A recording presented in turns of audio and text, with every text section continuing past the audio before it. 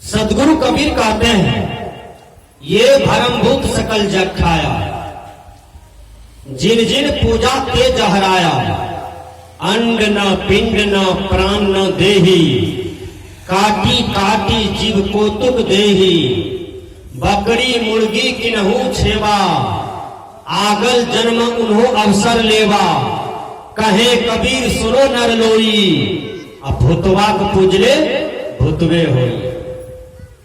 ये भरमभूत सकल जग खाया, समुचे संसार को भरम खा रहा है। एक आदमी मकान बनाता है, मकान बनाने से पहले एक खुट्टा गाड़ता है, उसमें पजामा पहनाता है, खपड़ी लाता है, खपड़ी में कारखी चूना लगा के टांग देता है। बहुत आदमी जूता टांग देता है, पुरनका जूता बाध वन से उठा के जो लाता है ना लोग, जो किसी को नहीं होता है, कोई काम का नहीं है, वही जूता टांग देता है। देखे होंगे। और उस आदमी को पूछिए कि मकान बनाने से पहले तुम ये विधि क्यों करते हो, तो वो क्या कहते हैं, बाबा नजर गुजर नहीं लगे। विचार कीजिए, क्या कहता है, नजर गुजर नहीं लगे, इसलिए वैसा काम किए हैं। कबीर साहब उनसे जाके पूछे कि तुम कितने पढ़े लिखे हो, तो बाबा पढ़े लिखे नहीं है, लेकिन दादा को देखे थे मकान बना रहा था तो उसमें डगरा में कारखी चूना लगा के टांग दिया था। तो दादा को देखे थे तो हम भी कारखी चूना लगा के टांग दिए। एक बात, एक क्लास से लेकर के हम एमए किए, पीजी किए, हम पीजी किए। 2014 में मेरा पीजी फाइनल हुआ मेरा। अब विचार कीजिए, लेकिन पीजी तक में हमने ऐसा पीजी बात कहीं नहीं देखे थे कि मकान बनाने से पहले चुगला बना के टांग दो, चप्पल टांग दो, खपड़ी में कारखी चूना लगा के टांग दो। हमने आज तक किसी विज्ञान, भूगोल, संस्कृत, साहित्य, व्याकरण, चारों वेद को देखा, बीजक को देखा, पदावली को देखा, कबीर मंसूर को देखा, शास्त्र को देखा, कई ग्रंथ को उल्टा के देखे हैं, रामायण को भी देखा, लेकिन उसमें कहीं यह सब लिखा हुआ नहीं है। तो फिर आपने मकान बनाने से पहले क्यों टांगा चुगला को, और क्यों बोले आपकी नजर गुजर नहीं लगेगा। बाबा मैं पूछता हूं आपसे, कबीर साहब आपसे पूछते हैं कि नजर कहां रहता है, बोलिए नजर किसको कहता है। विज्ञान से सोचिए, आंख से जो हम देखते हैं उसको नजर कहा जाता है, उसी को नजर कहा जाता है। जो बाबा चश्मा लगाए हैं, जिसको रतौंधी है, मोतियाबिंद है, उसको पूछिए बाबा आगे में क्या है, तो वो क्या कहते हैं, बेटा रे धुइया जैसन लखा दे छे। नारियल गाछ आगे में है तो वो कहेगा नहीं हमको कुछ नहीं दिखाई पड़ता है, इसका मतलब नजर मोटा हो गया, नजर धुंधला गया, शरीर का विटामिन प्रोटीन घट गया, इंद्रियों का बल घट गया, इसलिए आंख की रोशनी जा रही है, कान बहरे हो रहे हैं, जिह्वा की स्वाद जा रही है, नाक का गंध जा रहा है, हाथ से पानी भरने जाता है तो हाथ थरथराने लगता है, पैर थरथराने लगता है, कोई इंद्रियां आपको साथ नहीं दे रहा है, कोई इंद्रियां काम नहीं कर रहा है। एक दिन वही शरीर फिर श्मशान घाट का सहारा ले लेता है। जब शरीर का कोई इंद्रियां काम नहीं देता है तो वही शरीर एक दिन श्मशान घाट का सहारा लेता है। और यह दशा सभी शरीरधारियों का होता है। जिसका जन्म हुआ है उसका मरण होता है, जिनका मिलन हुआ है उसका बिछड़न होता है। जो दामाद आता है तो सब दिन रहता है कि चला जाता है, मिला है फिर चला जाएगा, बेटी आई है फिर चली जाएगी, पुतौ आई है, फिर मैके चली जाती है, फिर ससुराल चली आती है। जगत मुसाफिर खाना, लगा है आना जाना। 4 दिनों का मेला रे भैया, इसमें सारा खेल रचाया। बच्चा मां से मिलने आया, किसका कौन ठिकाना, लगा है आना जाना। जगत मुसाफिर खाना, लगा है आना जाना। यह संसार मुसाफिर खाना है और आना जाना ये सबके लिए लगा हुआ है।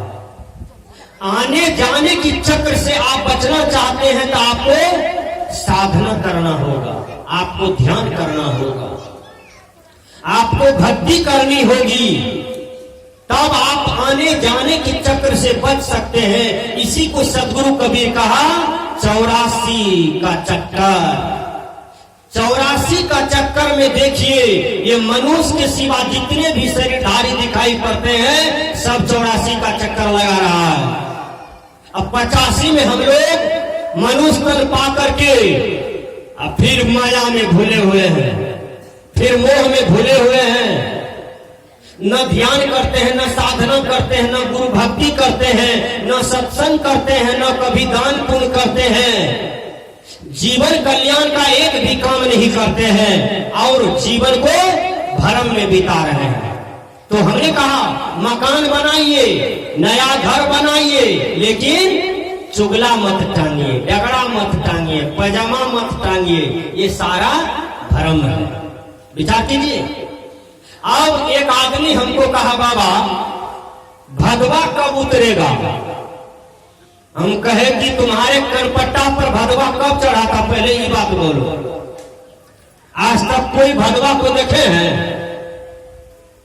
अरे आपका बेटा पोता MBBS डॉक्टर है, कोई वैज्ञानिक है, कोई बड़ा नेता है, कोई मास्टर है, उसको जाके पूछिए भदवा क्या होता है। भदवा नाम का लोग मिलता है, भदवा नाम का लोग मिलता है ना। और उसी को कहिए तू हमारा कान्हा पर चढ़ो उतरो, चढ़ो उतरो, तो वो चढ़बो करेगा, उतरबो करेगा। लेकिन ऐसा कौन सा अदृश्य भदवा है जो चढ़ता है फिर उतर जाता है, फिर चढ़ता है फिर उतर जाता है? मनुष्य बहुत बड़ा भ्रम में है। कबीर साहब ने इस बात को काट दिया। कबीर साहब ने कहा भदवा उदवा कुछ नहीं होता है, न किसी पर चढ़ता है, न किसी पर से उतरता है। यह पंडितों का लगाया हुआ भ्रम है समाज में।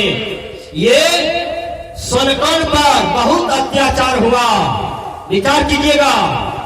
ये गरीबों पर, दलितों पर बहुत अत्याचार हुआ, इनको शोषण किया, दोहन किया, उत्पीड़न किया, अर्थ कमाया, इनसे रुपया पैसा कमाया, धोती टका कमाया, एक व्यवसाय चलाने के लिए यह हम लोगों के कपार पर थोप दिया।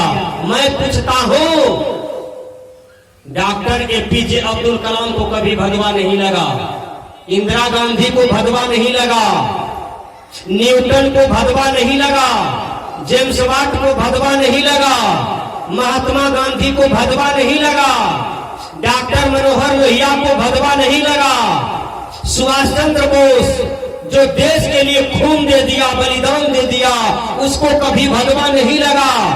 विनोबा भावे गरीब अमीर से जमीन मांग मांग करके गरीब की सेवा में लगा दिया। विनोबा भावे की जीवन में कभी भदवा नहीं लगा।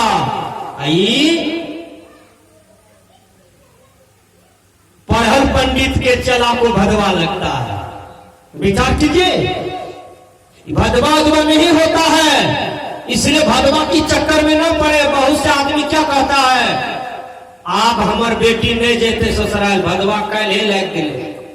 बताइए कितना बड़ी दुर्मति है। कबीर साहब क्या कहते हैं, सकलो दुर्मति दूर करो, अच्छा जन्म बनाओ, काग गमन गति छाड़ी के हंस गमन चली आओ। कबीर साहब कहते हैं सारी दुर्मति को निकालो, सारे दुर्बुद्धि को निकालो, अच्छा जन्म बनाओ, काग गमन गति छाड़ के हंस गमन चली आओ। अच्छा जन्म कहां बनेगा? अच्छी संगति में, साधु की संगति में। इंग्लिश के विद्वान ने कहा अवॉइड बैड कंपनी, अर्थात बुरी संगति से बचो। कबीर साहब ने कहा कहीं कबीर कहां जाइए जहां अपनी संगति हो। हमारा बुद्धि कब गड़बड़ाता है जानते हैं? ज्यादातर आदमी कौन मरता है एक्सीडेंट में? दारू पीने वाला, शराब पीने वाला, जो अपनी बुद्धि में नहीं है। वो बढ़िया आदमी को भी चौंक देगा, खत्म कर देगा, मार देगा। आज हमारे बिहार सरकार फेल हो गया शराबी के आगे। बिहार सरकार फेल हो गया, भारत सरकार की कानून फेल हो गई। न रोक सका शराबी को, न रोक सका दारू पीने वाले को। कबीर साहब ने कहा उजला कपड़ा पहिर के पान सुपारी खाए, हरी जाने बिना बांधे जमपुर जाए। हमारे संत महात्मा लोग भी उजला कपड़ा पहन के घट घट चाय पीते रहते हैं। लेकिन मैं बता देता हूं, तकलीफ नहीं कीजिएगा, जो चाय पिया कीजिएगा ना उन्हीं को फायदा भी होगा।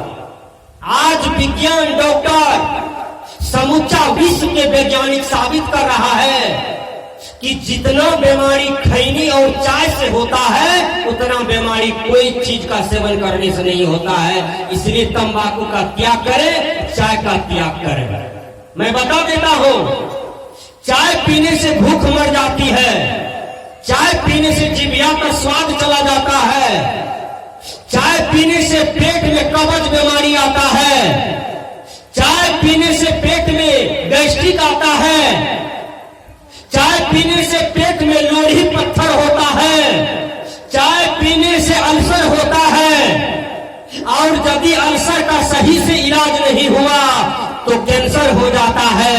तब कैंसर का कोई आंसर नहीं है, श्मशान घाट आपका शरीर चला जाता है। जिंदा जीवन आप श्मशान घाट जाते हैं। एक चाय आपको कैंसर ला करके रख दिया। बहुत आदमी को देखिएगा ठोर में कैंसर हो जाता है। क्यों? खैनी वाला कैंसर, मुंह में पिल्लू फर गया, समूचा मुंह, माथा, नाक, आंख में पिल्लू लटक गया। तब जाके 2 महीना 5 महीना पर दम टूटता है, तब मरता है, कड़ा काट काट के मरता है। ये खैनी का परिणाम है। इसलिए भारत सरकार, बिहार सरकार हर जगह दीवार में, पोस्टर में लिखवा दिया कि खैनी जानलेवा बीमारी है, तंबाकू जानलेवा बीमारी है, इनका त्याग करना चाहिए। विचार कीजिएगा। कबीर साहब ने कहा उजला कपड़ा पहिर के पान सुपारी खाए, एक हरी जाने बिना बांधे जमपुर जाए। सुपारी भी नहीं खाना चाहिए, पान भी नहीं खाना चाहिए। ये सब आडंबर है। सदगुरु कबीर ने आडंबर का विरोध किया। विचार कीजिए, आडंबर का विरोध किया। हमारे गांव में एक आदमी दिन भर में कम से कम 50 बार जर्दा खा लेता था। जर्दा वाला जब कीटाणु धर लिया, जिसको निकोटीन कहा जाता है, उसमें निकोटीन होता है। और जब जर्दा वाला कीटाणु उसको फेफड़ा में धर लिया तो कई प्रकार की बीमारी हो गया। डॉक्टर पटना का, दिल्ली का, भेलोर का कहा इसको जर्दा वाला कीटाणु धर लिया है, इसको अब कोई दुनिया की डॉक्टर नहीं बचा सकता है। कबीर साहब कहते हैं कुसंगति से दुख होय, इसी को कहते हैं बुरा संगति।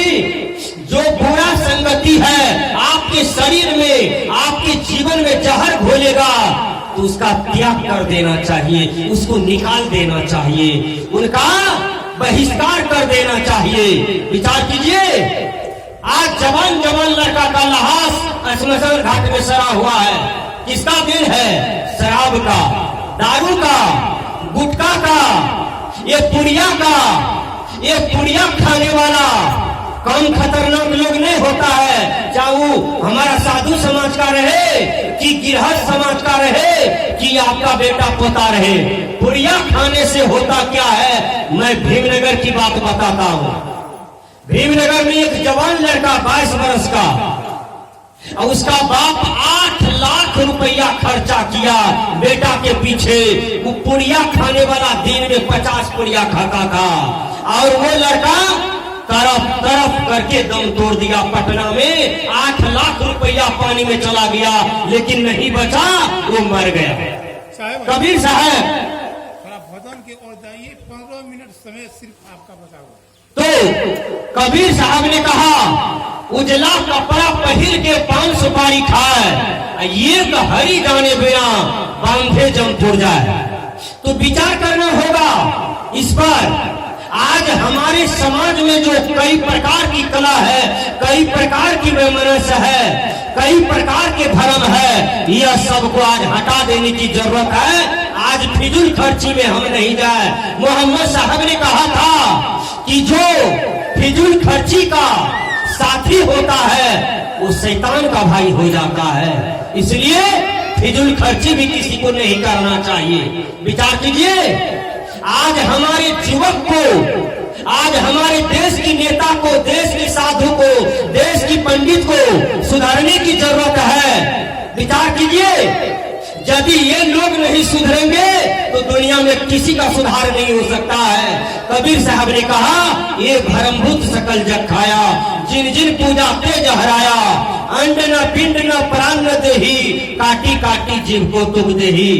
तो हमने कहा कि भदवा भी नहीं होता है, भदवा न चढ़ता है न उतरता है, ये सब भी कहीं दिया हुआ नहीं है, ये सब भी एक भरमजाल है। विचार कीजिएगा, यह सब भी एक भरमजाल है। अब चलिए जातिवाद के तरफ। कहा जाता है कि दुसाध जहां बैठते थे तो मिट्टी खोद करके फेंका जाता था, पुराने लोग बोलते हैं। कबीर साहब के जमाने में भी यह हुआ, गंगा जल से उसको शुद्ध किया जाता था। लेकिन कबीर साहब ने कहा, यज्ञ त्वचा हार मलमूत्रा, एक रुधिर एक बूंदा, एक बूंद से सृष्टि रचो है, अब को ब्राह्मण को सुधरा। विचार कीजिए, कबीर साहब कहते हैं सब ही माँ के एक ही घाट से निकले हैं, सबके लिए वही प्रकृति मंडल है, वही हवा है, वही दवा है? सबके पास वही हड्डी है, वही मांस है, वही आंख नाक कान जीभ चाम है। इसमें कोई ब्राह्मण कैसे, कोई क्षत्रिय कैसे, कोई वैश्य कैसे, कोई शूद्र कैसे, सब यहाँ पर मनुष्य है। और मनुष्य में 2 जातियां हैं शरीर भाव से, एक नर एक नारी, शरीर भाव से। लेकिन विचार करना होगा। विचार क्या करना होगा? किसी को बैकवर्ड बनाया, किसी को फॉरवर्ड बनाया, किसी को अधम कहा, किसी को बहुत ऊंचा बना दिया। तो विचार करना होगा सजना, मनुष्य जो जन्म लेता है वह महान है, प्रभु भक्ति करने का अधिकारी है, उसको समान जीवन जीने का अधिकार है। कबीर साहब का ज्ञान समतावादी ज्ञान रहा है। कबीर साहब किसी के साथ भेदभाव नहीं किया। मैं बता देता हूँ, ये शाह समाज में हम आए हैं, एक जगह श्राद्ध का क्रियाक्रम चल रहा था। देखिए भरम क्या है समाज में। मेरा विदाई हुआ, उस समय इतनी गाड़ी उड़ी नहीं था, गाड़ीवान गाड़ी तैयार किया, बैल वाला गाड़ी। जब गाड़ी तैयार किया, हम गाड़ी पर बैठे, या आधा किलोमीटर गए हैं, एक दो महात्मा और था, वो क्या कहता है गाड़ीवान, बाबा आज रुक जाइए। हमने कहा क्या हुआ? कहा जतरा खराब हो गया। हम कहिए जतरा कैसे खराब हुआ? हमारा जतरा ठीक है। हम कबीर साहब के विज्ञान पढ़े हैं। कबीर साहब ने कहा जिसका पुरुषार्थ ठीक है, कर्म ठीक है, दुनिया की कोई शक्ति उसके जतरा को नहीं भंगा सकता। करके बाबा अहाँ नहीं बुझे छिए, जतरा खराब हो गया। हमने कहा क्या हुआ? काहे वक्त देखियो सुंदर सा खड़ा है।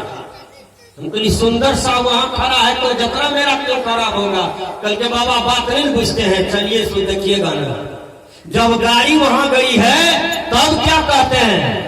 ए हो सुंदर भाई बेटा हंसो हंसो हंसो। हम कहली उसको हंसने का है आप कहते हो? कल के एक दांत देख लेवे तो जतरा ठीक है। बताइए, ये भरम लगाया, इसी भरम का निवारण कबीर साहब किया। विचार कीजिए, ये भरम किसने दिया? पंडित लोगों ने दिया। आज हम लोग पंडित के पास जाते हैं, हे पंडित जी तहन का बताबो, ई केना हेते, ऊ केना हेते, हे केना हेते, ऊ केना हेते, ई केना हेते। कबीर साहब बीजक में कहते हैं क्या? पंडित एक अचरज पर होई, एक मरी मुए अन्न ही खाई, एक मरे सिझे रसोई, करी स्नान देवन की पूजा, नौगुन कंधे जनेऊ, हरिया हार हार ठरिया मुख, अब सच कर्म बनेऊ, कर्म करे जहां जीव बदतु है, अकर्म करे मोर भैया, जो तोहरा के पंडित कहिए तो काको कहिए कसैया। कहे कबीर सुनो हो संतो, भरम बुली दुनियाई, अपरम पार पुरुषोत्तम या गति बिरले पाई। पंडित जी की सब करलक से जाने छिए?